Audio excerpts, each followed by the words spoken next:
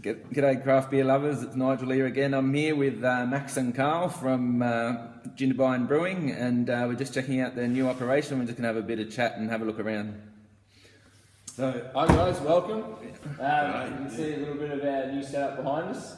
We've undergone a bit of an expansion currently we're going through it, and we're excited about what's to come. Yeah. So Carl, tell us a bit about the background of how you come to here, I guess. So I guess the beer journey started a number of years ago with the ski industry, being ski instructors. Travel the world, you get to taste a few brews. Yeah. And realise how bad Australian beer is. Yeah. Originally, it's changing now, which is great. And our family's been very organic, so in my travels came back and just wanted to try making beer, so I started home brewing, and then ever since that day it's grown. Yeah. So you've been brewing out of your home for a bit? Yeah, so I started at home brew, and then we thought, let's make it a business. Yeah. And then parents gave me the garage, and we turned that into a nano brewery with a 1.5 barrel size system. Yeah. And then, we've our first year in business was good. Yeah. And we had good response from the customers, and it warranted expansion. So yeah. So you've been brewing what, 3 or 4 styles up to date? We had originally 4 styles, but then in the winter when it was flat out, we just had 2 because they were the 2 main styles, and we didn't have the capacity to brew more. Yeah. So we needed more tanks and more space and more volume. So that's what we're in the process of doing now. Yep. So how did you get involved, Max? I'm from England and I live next door to Wadworth Brewery. Right.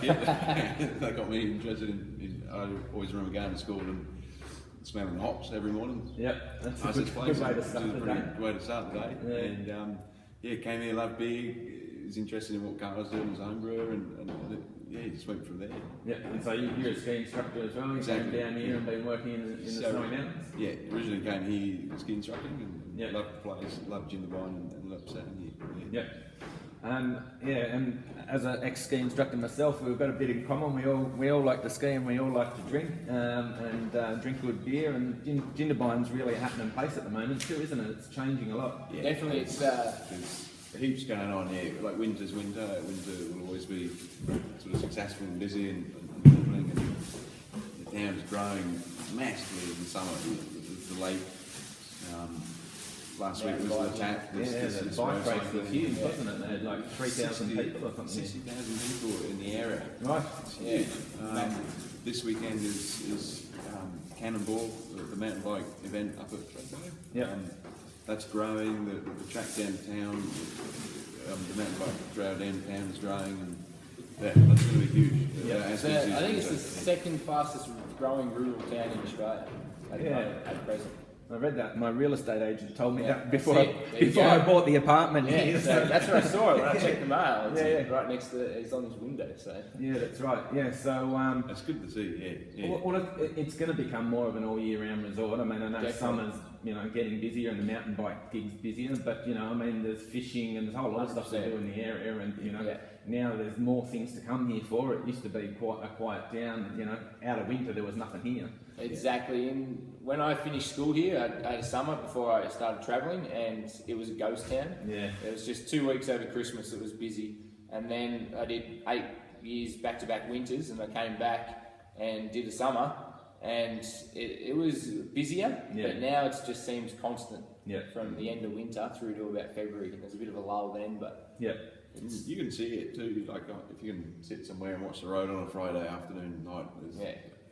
There's just endless cars with skis on the roof and bikes. Now it happens in summer. You got cars with boards on the roof and bikes on the roof and the back, and it's good to see. And it's accessible too. I mean, you're really only 3 hours from Canberra, or probably even a little less, 2.5 or something, and 2.5 hours from Merimbula, where I'm from. So and it's got that sort of great opportunity where you can be on the coast in summer and up here in winter, or even do the same in the day. It's fairly accessible. So, what do you think? We're gonna have a walk around the brewery in a second. We'll have a look outside. But what do you think 2017 is going to pan out for you guys now? Obviously, this is the first thing. You get this up and running. Yeah, we're a little bit cowboy in how we do things. We kind of just do. We don't really think too much about it. Yeah. And that's how we like it. We don't want to ponder. We think pondering is wasting time. So we're not exactly sure. I think definitely winter's going to be busy. We did a few tap takeovers over winter in one of the local venues in town. And we paired that with some food, and they were very successful evenings. So we're looking forward to doing that in 2017. We've got to do a few things here first before that happens, but that's one of our goals. And a few things like get a brewery operating. Yeah, exactly. Get a brewery operating, open to the public, and first step if you had it sort of penciled down and get this thing running and get beer out there. Have that sort of working in Jindabyne. When Jindabyne sort of had to Canberra and hopefully on to Sydney. As far as spreading word, but we want to have a bar right there. It's open to you guys in the new year. And we spoke about it yesterday, but some packaging down the track as well, with some bottling and trying to get it a bit outside the area as well. Definitely, that's definitely on the plan.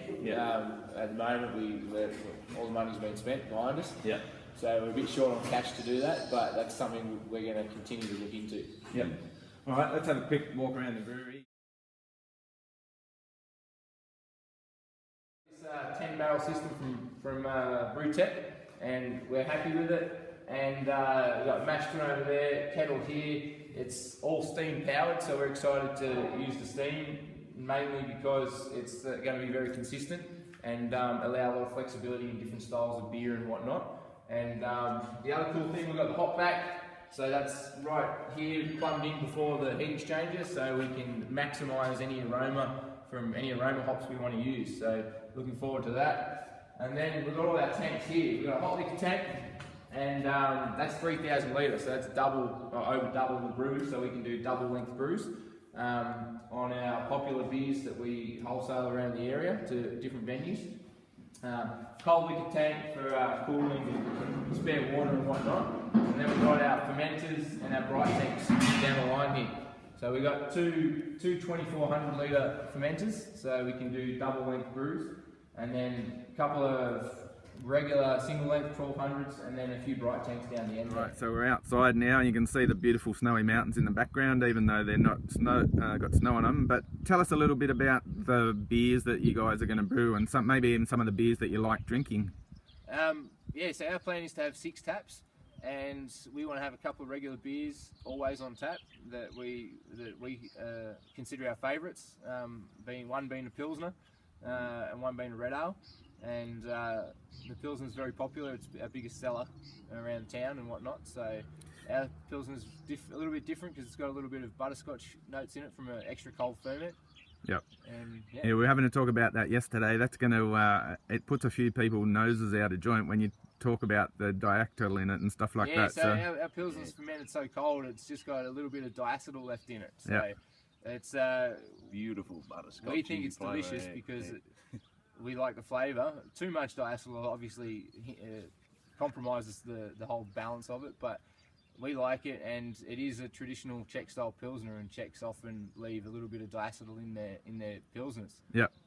Well, that'll be interesting because everybody knows me as the style Nazi, and Pilsner's one of my favourite styles, so it'll be interesting to see. We're going to get into that. And what about you, Max? What sort of styles of beer do you like and like to brew? Love a big IPA. It's my favourite.